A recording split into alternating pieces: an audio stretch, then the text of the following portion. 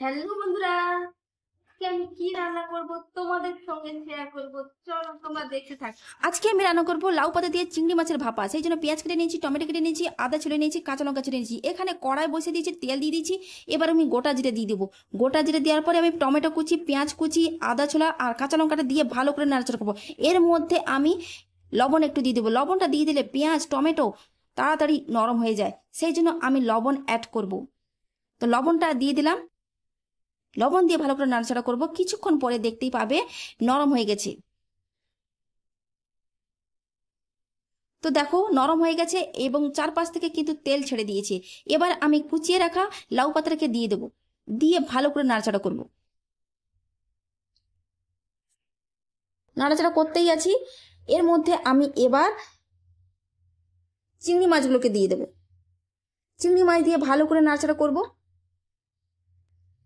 চিংড়ি মাছগুলো দিয়ে দিয়েছি। লাউ পাতা চিংড়ি মাছ দিয়ে ভালো করে নাড়াচাড়া করবো। এরপরে আমি একে একে সমস্ত মশলাগুলো দিয়ে দেবো। হলুদ গুঁড়ো দিয়ে দিচ্ছি। এবার শুকনো লঙ্কার গুঁড়ো দিয়ে দেবো, জিরে লঙ্কার গুঁড়ো দিয়ে দেবো, ধনিয়া গুঁড়ো দিয়ে দেবো। দিয়ে ভালো করে আবার নাড়াচাড়া করব।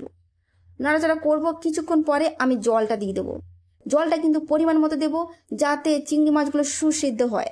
সেই জন্য আমি জল দিয়ে দেবো। পরিমাণ মতো একটা জল দিয়ে দিলাম। তোমার আন্দাজ মতো তুমি জল দেবে। কতটা গ্রেভি রাখতে চাও সেই হিসাবে তুমি জল দেবে। তো আমি আমার আন্দাজ মতো জল দিয়ে দিচ্ছি। এবার চারপাশ থেকে ফুটে উঠেছে। এরপরে আমি ঢাকনা চাপিয়ে দেবো।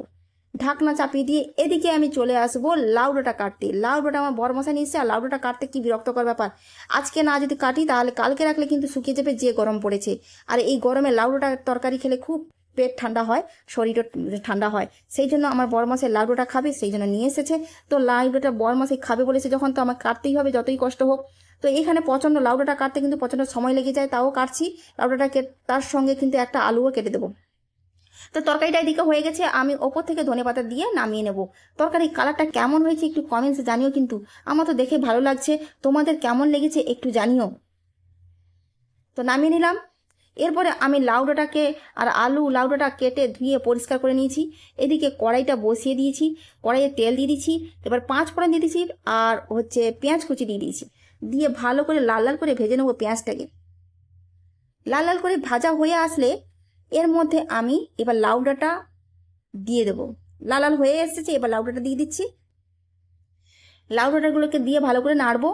আর পরিমাণ মতো একটু স্বাদ মতো লবণ দিয়ে দেবো, হলুদ দিয়ে দেবো, শুকনো লঙ্কার গুঁড়ো দিয়েছি হালকা, জিরে গুঁড়ো দিয়েছি, ধনিয়া গুঁড়ো দিয়েছি। এবার ভালো করে একটু নাড়াচাড়া করে জল দিয়ে সেদ্ধ করে নেবো।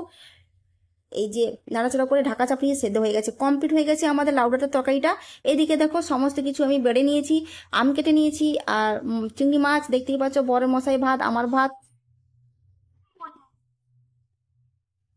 পাশে থেকো বন্ধুরা, বাই বাই।